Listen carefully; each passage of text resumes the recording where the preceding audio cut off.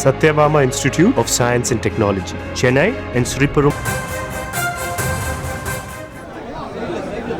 நேற்றைய தினம் நடைபெற்ற கொள்ளை சம்பவங்கள் குறித்து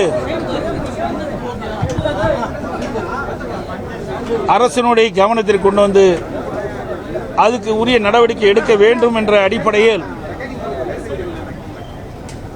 எதிர்க்கட்சி தலைவர் என்ற முறையில் நேற்றைய தினம் நடைபெற்ற சம்பவங்களை பேசுவதற்கு அனுமதி கேட்டு நான் பேச முற்பட்ட போது சட்டப்பேரவை தலைவர் அவர்கள் ஏற்கனவே நீங்கள் எங்களிடம் அனுமதி வாங்கித்தான் பேச வேண்டும் என்ற கருத்தை குறிப்பிட்டார். 0 ஹவரில் முக்கிய பிரச்சனையை எழுப்புவது ஒரு எதிர்க்கட்சியினுடைய கடமை. கடந்த காலத்தில் திராவிட முன்னேற்ற கழகம் எதிர்க்கட்சி வரிசையிலே இருக்கின்ற பொழுது, அதிமுக ஆளுங்கட்சியாக இருந்த பொழுது 0 ஹவரில் சட்டப்பேரவை தலைவருக்கு எவ்வித முன்னறிவிப்பும் கொடுக்காமல் நாட்டில் ஏற்பட்ட பிரச்சனை குறித்து எழுந்து சட்டமன்றத்திலே பேசியிருக்கிறார்கள். அதை ஒட்டித்தான் நேற்றைக்கு நடந்த சம்பவங்களை பிரதான எதிர்க்கட்சி என்ற முறையில் நான் என்னுடைய கருத்தை தெரிவிக்கின்ற பொழுது, கருத்தை முழுமையாக தெரிவிக்க சட்டப்பேரவை தலைவர் அடிக்கடி குறுக்கிட்டு பேச முடியாத ஒரு சூழ்நிலை ஏற்படுத்தினார். அனைத்து இந்திய அண்ணா திராவிட முன்னேற்ற கழகத்தை பொறுத்த வரைக்கும் தமிழகத்தில் மக்களுடைய பிரச்சனையை தீர்க்க வேண்டும், அது அரசுடைய கவனத்திற்கு சரியான முறையிலே கொண்டு சேர்க்க வேண்டும் என்ற அடிப்படையில் தான் நாங்கள் செயல்பட்டுக் கொண்டிருக்கின்றோம். ஆனால் திராவிட முன்னேற்ற கழக அரசு அமைந்த பிறகு 0 ஹவரில் எங்கள் முழுமையாக பேசுவதை வாய்ப்பு கொடுப்பதில்லை. அதை தொடர்ந்து அதை தடுத்துக் கொண்டிருக்கின்றார்கள். அதை கண்டித்தான் இன்றைக்கு வெளியெடுப்பு செய்திருக்கின்றோம். அது மட்டுமல்ல, இன்றைக்கு அனைத்து இந்திய அண்ணா திராவிட முன்னேற்ற கழகம் தமிழகத்தில் சட்ட ஒழுங்கு அடியோடு சீர்கட்டு விட்டது. அதற்கு நேற்றைய நடந்த சம்பவங்களை குறிப்பிட்டு அதை திரு ஸ்டாலின் மாடல் அரசாங்கம், ஸ்டாலின் தலைமையில் இருக்கின்ற காவல்துறை செயலற்று இருக்கின்ற அந்த காரணத்தினால்தான் தொடர்ந்து தமிழகத்திலே கொலை சம்பவங்கள் அரங்கேறிக்கின்ற அதை தடுக்க தவறிய திமுக அரசை கண்டித்து இன்றைய தினம் நாங்கள் வெளிநடப்பு செய்திருக்கின்றோம். நேற்றைய நடந்த சம்பவங்களை இந்த நேரத்தில் கோடிட்டு காட்டுகிறேன். மதுரை பெருங்குடி அருகே சிவகங்கையைச் சேர்ந்த காவலர் மலையரசன் எரித்த நிலையில் சடலமாக மீட்கப்பட்டது.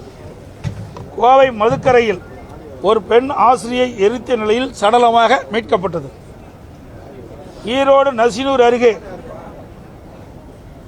தேசிய நெடுஞ்சாலையில் பட்டம் பகலில் காரில் சென்று கொண்டிருந்த தம்பதியினர்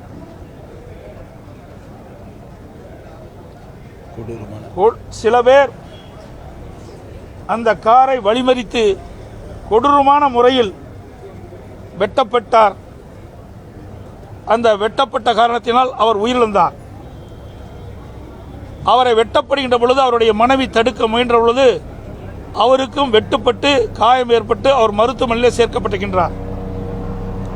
இது ஒரு தேசிய நெடுஞ்சாலையில் இவர்கள் காரில் சென்று கொண்டிருக்கின்ற பொழுது அவர்களை பின்தொடர்ந்து சினிமா பாணியிலே வெட்டி கொன்ற காட்சி வலைதளங்கள் மூலமாக பரவி இருக்கின்றது. சிவகங்கை மாவட்டம் திருப்புவனம் அருகே மடபுரத்தில் கோடாங்கி சந்தானம் என்ற குறிச்சொல்லும் நபர் அறிவாளால் வெட்டி கொள்ளை செய்யப்பட்டிருக்கின்றார். சென்னையில் திராவிட முன்னேற்ற கழக தொழிற்சங்க நிர்வாகி குமார் கடத்தி சென்று வெட்டி கொலை செய்யப்பட்டிருக்கின்றார். இப்படி நாள்தோறும் கொலை சம்பவங்கள் நடந்து ஏறிக்கொண்டிருக்கின்றன.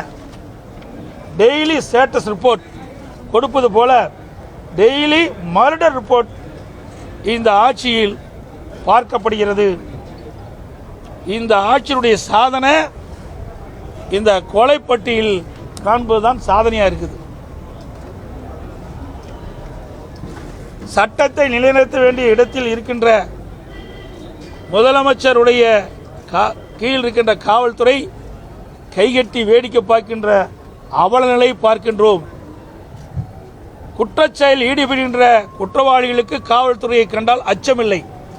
ஒரு காலத்தில் தமிழ்நாடு காவல்துறை ஸ்காட்லாந்து காவல்துறைக்கு இணையாக போற்றப்பட்ட அந்த காவல்துறை இன்றைக்கு செயலற்று இருக்கின்ற சூழ்நிலையை நாம் பார்க்கின்றோம்.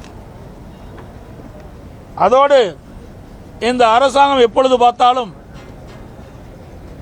குற்றம் நடந்தால் கைது செய்கிறோம் என்று சொல்லி பொறுப்பை தட்டி கழிப்பது, அதுதான் ஒவ்வொரு முறையும் நாங்கள் கேட்கின்ற கேள்விக்கு பதிலாக இருக்கின்றது.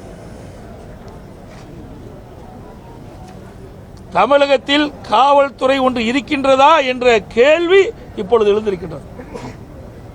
எதற்காக சொல்கின்றேன் சொன்னால், நேற்றைய தினம் திருநெல்வேலியில் ஜாகிர் விஷயம் அவர் அதிகாலை தொழுகைக்கு பள்ளிவாசலில் தொழுகை முடித்து சாலையில் வீட்டுக்கு சென்று கொண்டிருந்த பொழுது அவரை வழிமறித்து அவரை படுகொலை செய்யப்பட்டிருக்கிறார்.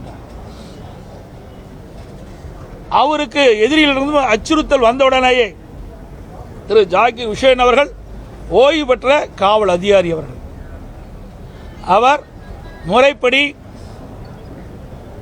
திருநெல்வேலி ஆணையாளர்களுக்கும்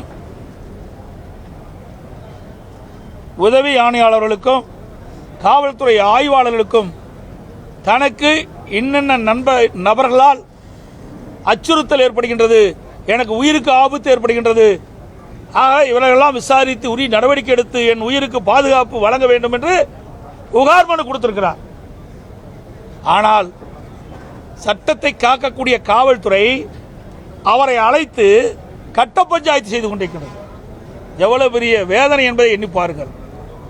இதையெல்லாம் தெரிந்து கொண்டு திரு ஜாகிர் உஷேன் அவர்கள் ஒரு ஆடியோ வெளியிடுறார்.